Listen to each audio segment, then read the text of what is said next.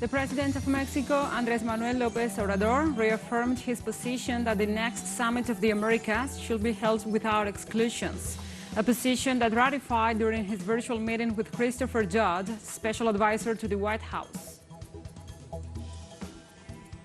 The head of the Russian National Defense Management Center denounced the inhuman treatments committed by the Ukrainian military against civilians. United Nations Special Rapporteur Alina Johan said unilateral sanctions severely affect human rights in Iran.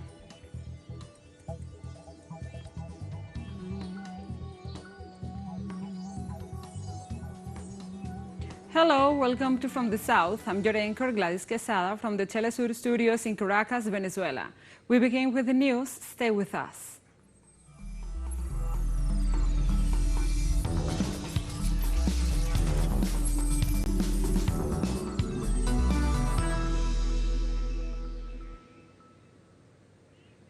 And now we begin. The President of Mexico, Andrés Manuel López Obrador, held a telephone conversation with the special advisor to the President of the United States, Christopher Dodd, during which they discussed issues related to the Summit of the Americas.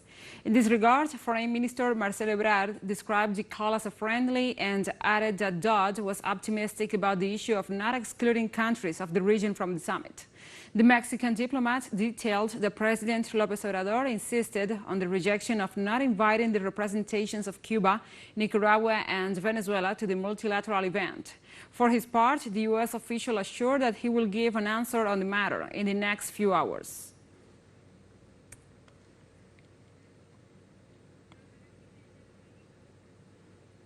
Mexico's Foreign Minister Marcelo Ebrard affirmed that his country is ready to welcome the resumption of the dialogue between the government and opposition groups in Venezuela. Marcelo Ebrard describes as very positive the announcement of the resumption of the dialogue between the government of Venezuela and the opposition sectors. The diplomat also assured that he will contribute to the success of the initiative. The previous negotiation process between the parties began in Mexico City in August 2021 and was suspended 2 months later due to the decision of the Venezuelan government after the extradition to the United States of Venezuelan diplomat Alex Saab from Cape Verde.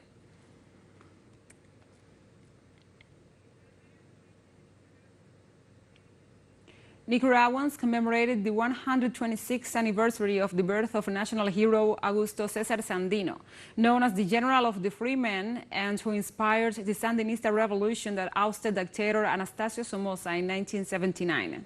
State employees and militants of the Sandinista National Liberation Front visited monuments dedicated to Sandino in different cities around the country to pay tribute to the Nicaraguan hero. In life, Sandino was the first leader of a guerrilla that repelled United States interventionist forces from a Latin American country. Between 1927 and 1933, he led the Army for the Defense of Nicaraguan national sovereignty. Augusto César Sandino inspired the creation of the Sandinista National Liberation Front, founded in 1961, and the Sandinista Popular Revolution.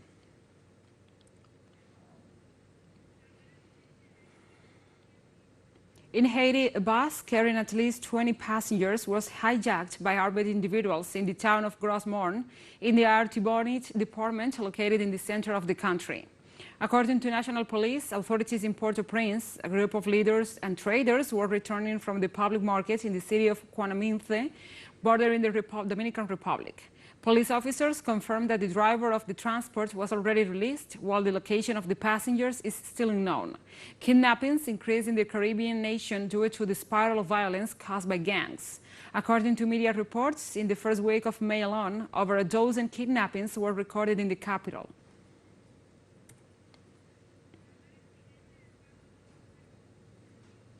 On Wednesday, the Ecuadorian Federation of University Students joined the hunger strike of teachers of the public sector, demanding a salary increase.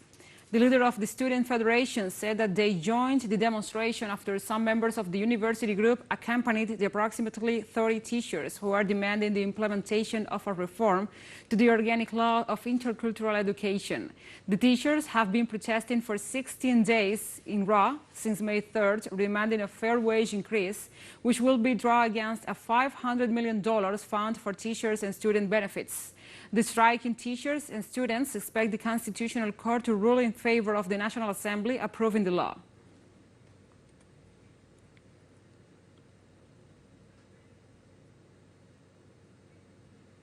The Colombian prosecutor's office opened a preliminary inquiry against Registrar Alexander Vega for the Indra case, a company that provided the software for the elections. It has just been announced that the Colombian prosecutor's office opened a preliminary investigation on the national registrar, prompted by a complaint made against him by the alleged irregularities in contracts with the company Indra. The investigation is focused on the software used to give the total results of the elections, as well as for alleged links of Vega with his company.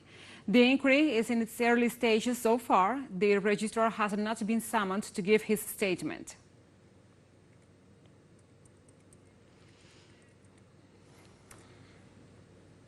And Cuba's Vice Minister of Foreign Affairs, Carlos Fernandez de Cosio, warned on Wednesday that without the elimination of the Helms-Burton law, a rapprochement with Washington could not be sustainable.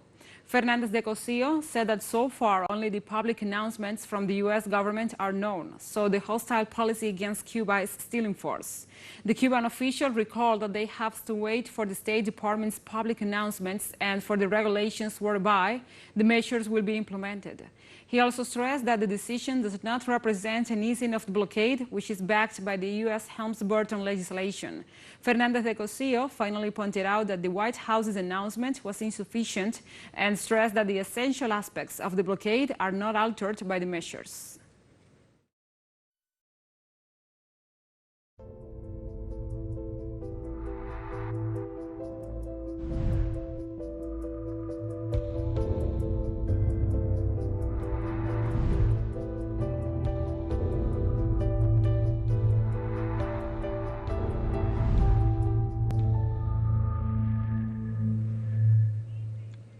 Now we move on to other topics. The Cuban Ministry of Public Health, after an analysis carried out jointly with several responsible entities, made the decision to assign the second booster of COVID-19 vaccine to persons aged 50 years or older. With the new age scheme, a little more than 4 million people will receive their booster dose, according to Dr. Ileana Morales, the Director of Science and Technological Innovation of MINSAP. On addressing the international situation, the expert pointed out that only 14 countries have more than 85% of their population vaccinated. 30 countries have less than 10% in this health condition, and there are 42 countries that have less than 20%. Another figure shared by Morales speaks for itself in the inequity. 95 countries of the total of 194 in the world have less than 50% of their population vaccinated.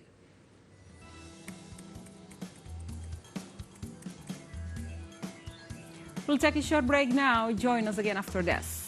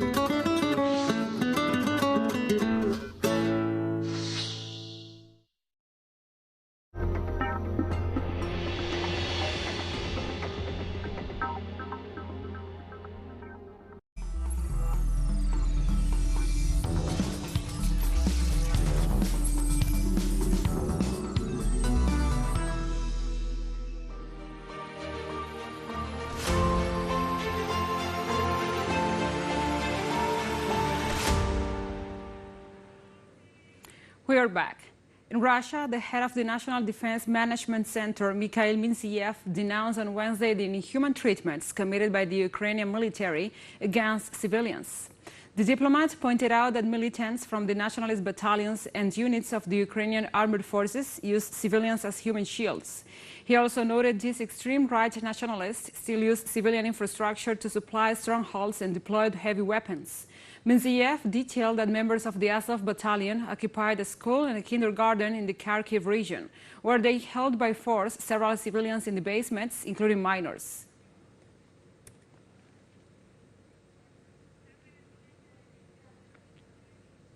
In Russia, the central bank announced that Moscow's current account surplus more than tripled in the first quarter of this year, reaching at least $95.8 billion. Officials said on Wednesday that a steady inflow of energy export earnings and other export revenues, along with tight capital controls, helped support the ruble, making the Russian currency the world's best-performing currency in 2022. The central bank did not disclose an exact figure for April, but reported a surplus of more than $58 billion for the first quarter, which means last month's figure could be around $37.6 billion.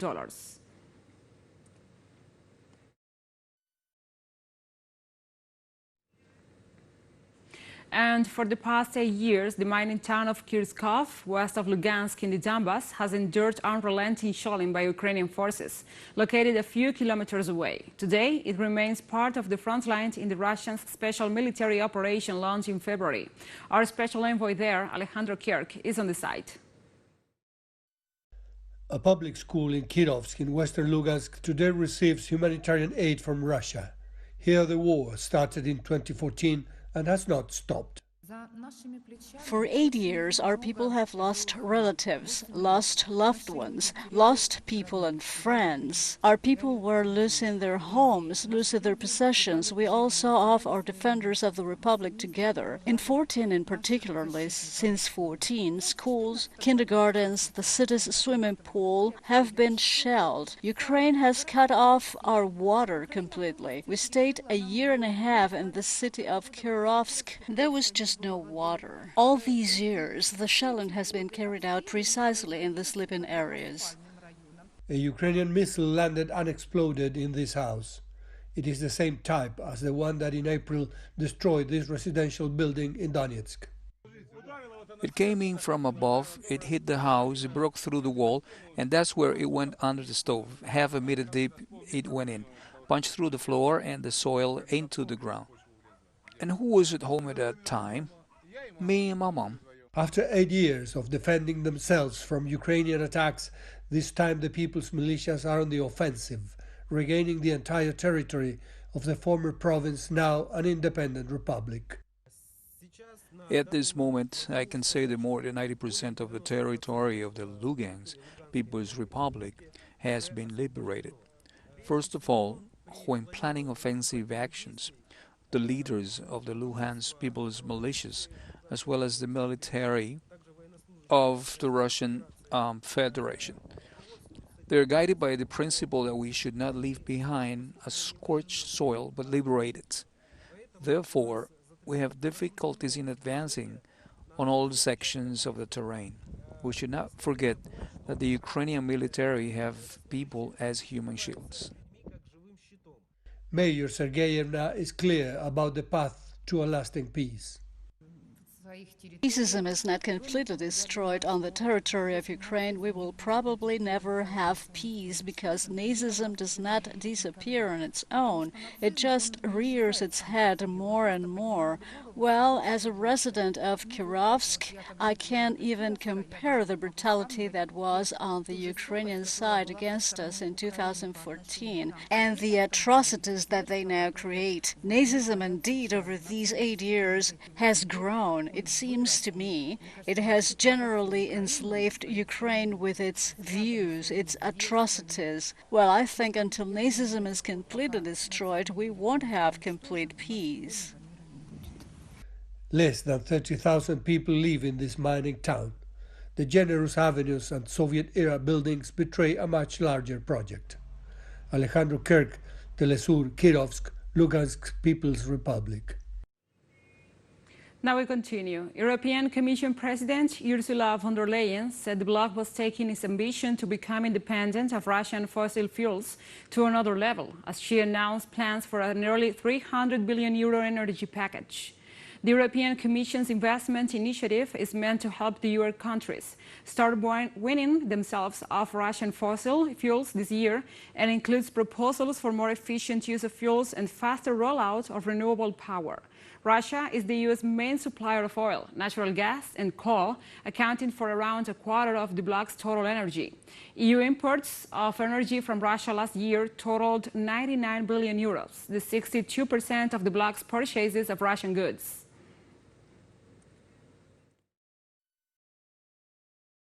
But today we're taking our ambition yet to another level to make sure that we become independent of Russian fossil fuels as quickly as possible. This whole approach is Repower EU.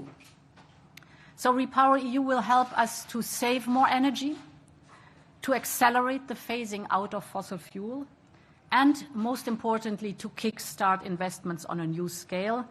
So I would say this will be the speed charging of our European Green Deal. And the President of the United States, Joe Biden, expressed his unconditional support for the eventual entry of Finland and Sweden into the North Atlantic Treaty Organization. The White House ratified its intention to extend the military alliance towards the border with Russia in spite of the Kremlin's warnings. Biden will receive on Thursday the Swedish Prime Minister Magdalena Andersson and the Finnish President Sauli Niinisto, and asserted that he hopes to work with his NATO allies to quickly integrate both countries to the bloc. The president said that while the membership applications are being considered, the United States will work with Finland and Sweden to remain vigilant to any threat to their common security and deter and respond to any aggression or threat of aggression.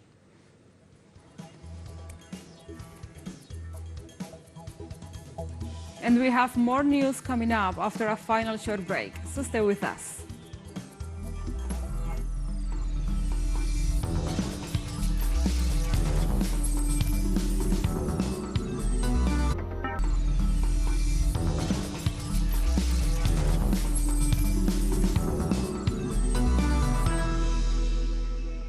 Welcome back. United Nations Special Rapporteur Alina Johan says unilateral sanctions severely affect human rights in Iran. Johan made a statement at a press conference in the capital, Tehran. After the U.S. withdrawal from the JCPOA, the scope of sanctions imposed against Iran is much broader today than it was in the period 2010-2015. Human rights in Iran are severely affected by the use of unilateral sanctions. The most close to every single individual sphere is the sphere of health. The situation in Iran is the following: that some medicine are produced domestically, at the same time the raw materials are imported. And then it comes the issue again of payments, deliveries, the quality of delivered raw materials.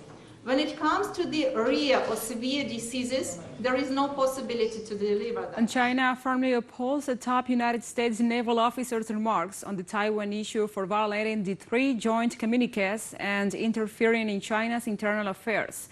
Foreign Ministry spokesperson Wang Wenbin said on Wednesday. The U.S. side's remarks violate its commitment to China and interfere in China's internal affairs. China firmly opposes this. By going back on its words, the U.S. will not only damage its own image, but also pay a corresponding price. Breaking promises on the Taiwan issue is bound to be punished by history. We urge the U.S. side to strictly follow the One China principle and the provisions of the 3 China-U.S. joint communiques and implement its statement of not supporting Taiwan independence, so as not to seriously damage China-U.S. relations and peace and stability across the Taiwan Strait. And the Togolese government reopened its land borders with Ghana, Burkina Faso and Benin on Tuesday. The decision comes after 2 years of closure aimed at preventing the spread of the coronavirus. Travelers will only be required to produce a vaccination certificate to authorities. So far this month, Togo recorded only 32 cases and no fatalities due to COVID-19. Emphasizing the slowdown in infections, the government issued a statement on Monday announcing the reopening of the borders. The executive also said that the vaccination campaign, begun in March last year, should continue. It's been 2 years since I came to Lomé, so I saw that on Facebook that the border is open, and I came to see my families in Lomé. When I arrived, the immigration service received me pretty well. They checked my identity card and my vaccination record, and everything was really fine. The border reopened today, which is a great relief for us. Our activities will now resume. We thank the government for this decision, especially during this difficult period.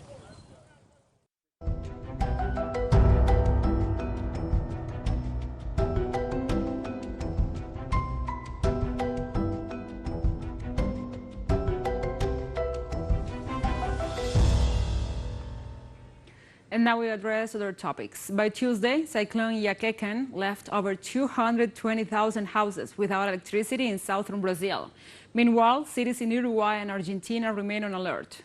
The subtropical cyclone Yaken destroyed utility poles, trees, and downed electricity transmission cables in the Brazilian state of Rio Grande do Sul.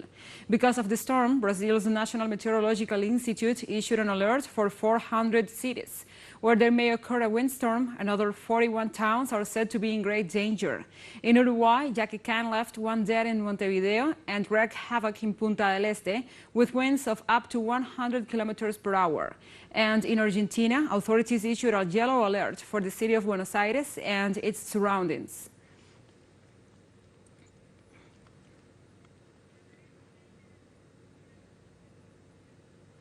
And 4 key climate change indicators all set new records highs in 2021. The United Nations said on Wednesday, warning that the global energy system was driving humanity towards catastrophe. In its State of the Global Climate in 2021 report, the UN's World Meteorological Organization said greenhouse gas concentrations, the sea level rise, the ocean heat, and the ocean acidification all set new records last year. The report confirmed that the past 7 years were the top 7 hottest years on record. In the meantime, UN Chief Antonio Guterres said the annual overview is a dismal of humanity's failure to tackle climate disruption. And the WMO said the human activity was causing planetary scale changes on land, in the ocean, and in the atmosphere, with harmful and long-lasting ramifications for ecosystems. We are again showing that we have seen major negative development. Most striking is that we have again broken records in main greenhouse gas concentrations, carbon dioxide, methane, and nitrous oxide. We have seen acidification of the ocean continued. We have seen records in sea level rise, which is related to melting of glaciers. It used to be about 2 millimeters per year 20 years ago, and recently we have seen 4.5 millimeters per year sea level rise. So we have come to the end of this news brief. But remember, you can find this and many other stories on our website at telesurenglish.net. And also, if you feel so inclined, please join us on social media for all the latest news. We are on Facebook, Twitter, Instagram, and Telegram. For TeleSUR English, I'm Gladys Quesada. Thank you for watching.